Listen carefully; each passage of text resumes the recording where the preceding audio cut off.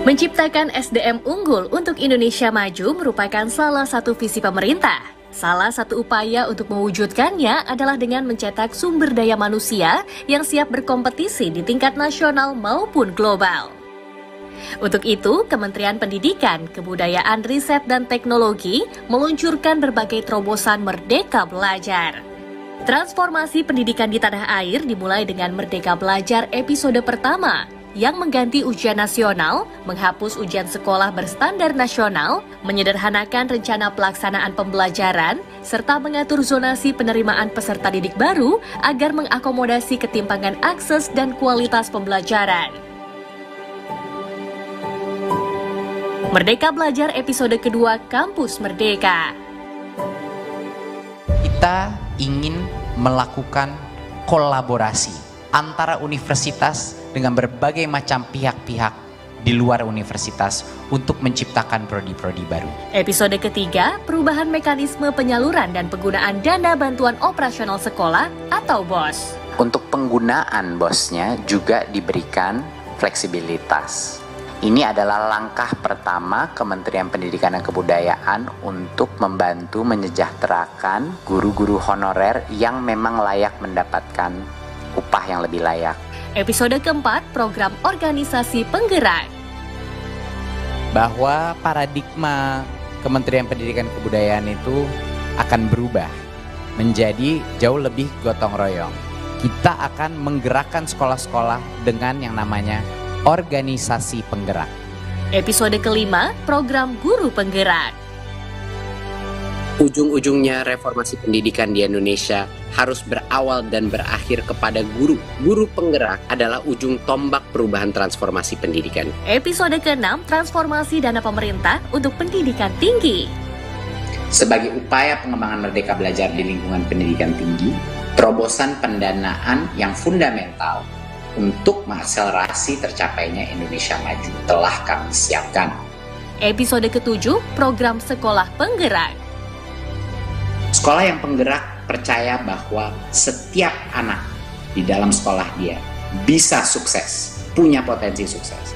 Sekolah penggerak adalah juga sekolah di mana semua guru dan kepala sekolah merasa bahwa setiap guru punya potensi untuk sukses. Dan sekolah penggerak adalah sekolah yang percaya bahwa tidak semua murid sama, sehingga setiap murid itu spesial dan bisa diperlakukan secara unik. Episode ke-8, SMK Pusat Keunggulan.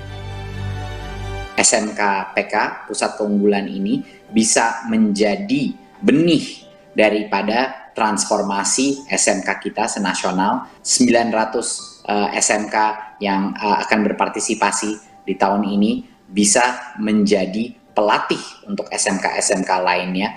Episode ke-9, KIP Kuliah Merdeka. Sekarang adalah kesempatannya untuk adik-adik yang kurang mampu, ya, tapi berprestasi sekali. Adik-adik bisa bermimpi sangat besar, bisa masuk ke dalam program-program. Kalau Anda masuk ke dalam program-program terhebat di Indonesia, Anda bisa menerima sampai dengan 12 juta per semester dari KIP Kuliah. Episode ke-10, perluasan program beasiswa Lembaga Pengelolaan Dana Pendidikan. Jadi benar-benar esensi daripada hari ini adalah kemerdekaan dana LPDP untuk menjadi lebih inklusif, untuk juga mendukung bukan hanya murid-murid tapi juga dosen-dosen, pengajar, dan tenaga pendidik, dan juga fokus bukan hanya kepada program-program masa lalu, yaitu hanya program yang degree saja, tapi juga program-program non-degree. Episode ke-11, Kampus Merdeka Vokasi. Visinya adalah untuk memastikan bahwa integrasi antara pendidikan tinggi vokasi dan dunia kerja itu semakin erat. Dan goal kita sangat jelas untuk mereka mendapatkan pekerjaan di berbagai macam industri secepat mungkin dan dengan upah yang layak juga. Episode ke-12, Sekolah Aman Berbelanja Bersama Siplah. Siplah itu bisa memberikan kemerdekaan bagi kepala sekolah dan guru-gurunya untuk benar-benar punya menu terbesar. Apa yang cocok untuk murid-muridnya, apa yang cocok untuk daerahnya, untuk sekolahnya, dan program proses pembelajarannya. Jadi benar-benar kita bukan hanya mendorong transparansi pendidikan, tapi juga mendorong peningkatan kapasitas UMKM kita.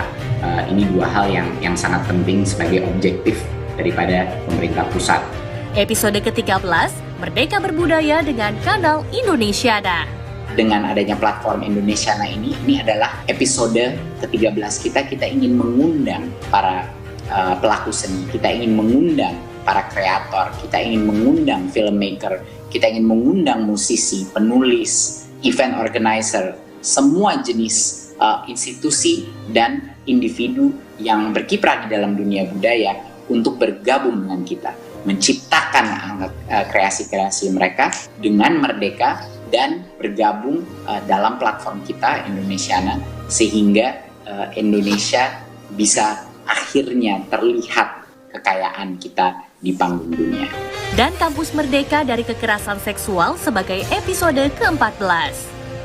Peraturan Menteri Pendidikan, Kebudayaan, Riset, dan Teknologi Nomor 30 Tahun 2021 hadir sebagai langkah awal untuk menanggapi keresahan sivitas akademika terhadap kasus kekerasan seksual di lingkungan perguruan tinggi.